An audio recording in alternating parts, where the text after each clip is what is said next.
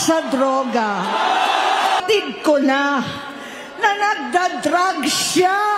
Pag ikaw ay Marcos, nanginginig ako at ang aking boses, hindi dahil ako'y natatakot sa inyo, kundi dahil nalulungkot po ako. Ipagpaumanhin ninyo kung sa gitna ng pagsasalita ko, ako'y hihinto, hihinga dahil sa bigat ng aking kalooban. Pero hindi yan ang dapat kong ihingi ng paumanhin. Hindi yan ang kasalanan ko sa bayan na dapat ihingi ko ng tawad. Narito po ako dahil sa tawag ng Iglesia ni Cristo para sa transparency, accountability at hustisya. At dahil sa tawag ng sarili kong konsensya, bilang senador, bilang kapatid, bilang Pilipino. Bata pa lamang kami ni Bongbong,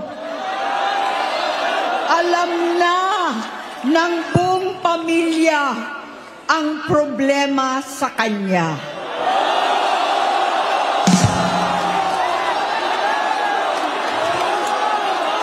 Sa totoo lang, mababasa naman ng lahat ang mga testimonya ng aking ama patungkol sa kanyang ugali at gawain.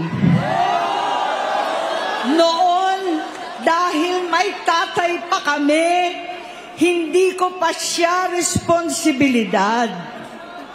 Noong tumatanda, ay mas naging nakakabahala. Batid ko na nagdadrag siya.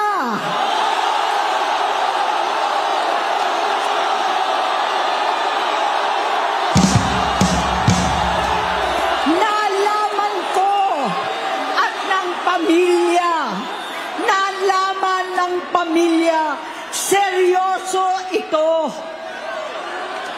Minsan, kami ng Presidential Guard at Metro Gompa ang naglilinis tuwing nagpa-party po sila.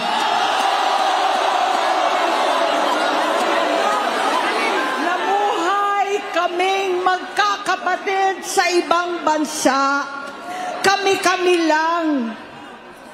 Kinumbinsi ko pa si Bongbong, pakasalan mo na si Lisa. Naisip ko noon, kapag nag-asawa siya, malalagay na sa tahimik at magkakaroon ng direksyon. Ang laki ng pagkakamali ko. Mas lumala ang kanyang pagkalulong sa droga.